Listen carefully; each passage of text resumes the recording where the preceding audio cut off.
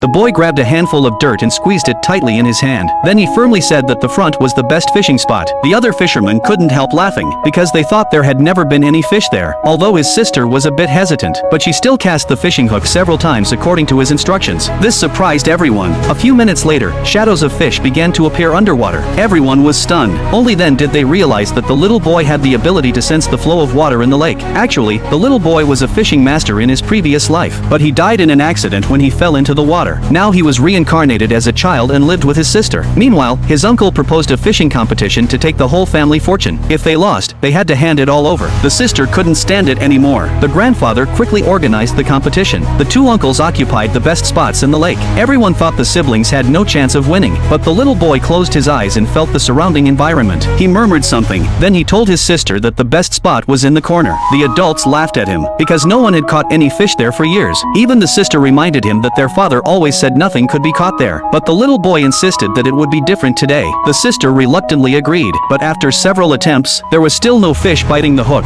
As time passed, she wanted to change the spot, but the little boy stopped her immediately. Then he recited a strange spell. The sister immediately understood its meaning. Just when everyone was laughing at them, there were more and more fish in the water around them. Others thought it was just luck, because the little boy had little fishing experience. The sister asked him where he learned the spell. The little boy was about to answer, but at that moment, they caught a fish. Seeing it was a carp, everyone laughed even harder because this fish was only worth a few dollars, far less valuable than the wild fish caught by their cousin. Seeing the growing gap in value, the sister began to get nervous, but the little boy calmly asked her whether she wanted to catch a Jiangling carp or a salmon. After hearing her choice, he told her how to prepare the right bait, but the bait smelled very strong. She thought she had done it wrong, but the little boy told her that was the smell needed. At this time, the flow of the lake water changed. The little boy immediately sensed that the cousin would catch a Jiangling carp. Sure enough, the cousin caught one. The uncle excitedly thought he had already won. He demanded that the siblings hand over the inheritance. There were only 3 minutes left. The sister panicked. The little boy told her to calm down. He put his hand into the water and immediately felt something different. Seeing that they were about to cast the hook, others laughed at them mercilessly, saying it was too late to turn the situation around. After all, the other side had caught the most valuable fish in the lake. But the little boy replied confidently that he was going to catch a salmon, whose value was 100 times that of the Jiangling carp. If they caught it, the victory would be theirs. The uncle laughed even louder, saying it was impossible to catch a salmon from that lake.